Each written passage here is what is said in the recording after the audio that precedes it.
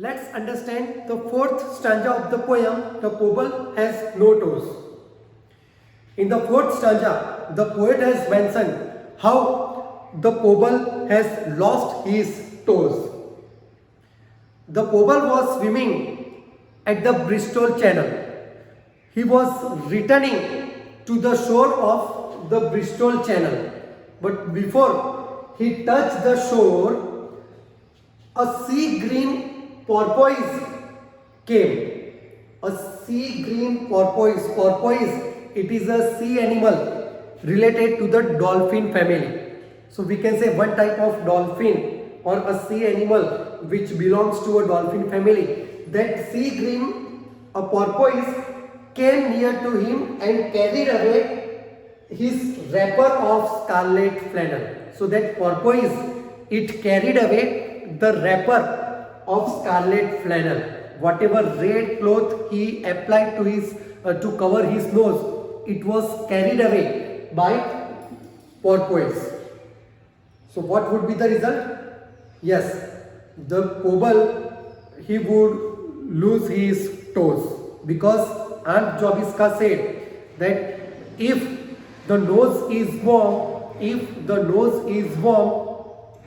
your toes would be safe. Now porpoise had carried away the scarlet flannel. So, and when he came to observe his feet, formally garnished it means decorated with toes so neat, his face at once became forlorn. So when porpoise carried away the Pobal's scarlet flannel, after that the Pobal has observed his feet. The Pobal has observed his feet. They were garnished. They were decorated with toes so neat. But now those toes were disappeared. He lost his toes. So he became forlorn. Forlorn, it means alone, sad. He became sad. He became sorrowful. He became lonely. On perceiving that all his toes were gone, the Pobal, he realized that all his toes were gone. Now let's understand sixth stanza of the poem, The Pobal who has no toes. The porpoise, in the previous stanza we have seen that the porpoise, it carried away the wrapper of scarlet flannel, and after that when the Pobal has observed his feet, they were without toes. His toes were gone. So, and nobody ever knew from that darkest day, from that dark day up to the present, nobody knew and nobody knows that who had taken the Pobal's toes. Whether it was a shrimps or crowfish, grey or crafty mermaids. Mermaids, they are mythical sea creatures, half fish and half man or woman. So from that day, from that dark day up to the present, nobody knew and nobody knows that who stole the toes of Pobal. So that was a mystery. In the previous stanza, we had seen that the porpoise, it carried away the scarlet flannel, the red cloth from his nose.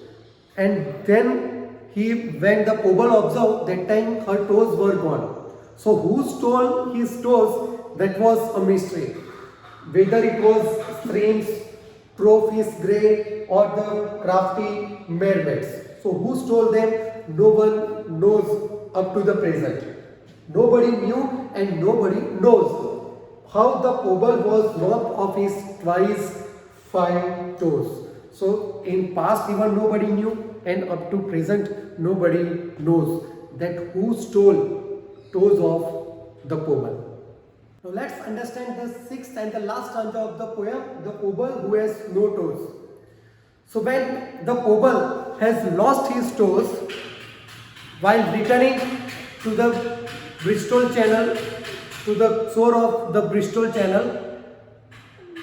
Others, those who were following the Pobal, they carried him back, they carried him up to his Aunt Jobiska's park. As the Pobal has lost his toes, so he was sad, he was unhappy, he was forlorn. But to console him, Aunt Jobiska had made him a feast at his earnest wish. As per the wish or Aunt Jobiska, she prepared a feast as per Pobal's wish, or Pobal's favorite dish were prepared by Aunt Jobiska to console him. That was of eggs and buttercups framed with fish. So these were the dishes made by Aunt Jobiska to console the Pobal. Not only this, but she also said it is a fact, it is a reality that whole world knows. It means all the people in general know that the Pobals are happier without toes. To console, to make the Pobal happy, Aunt Jobiska first prepared the food as per his wish, and second, she said that the people in general, it means the whole world knows that the Pobals are happier without toes.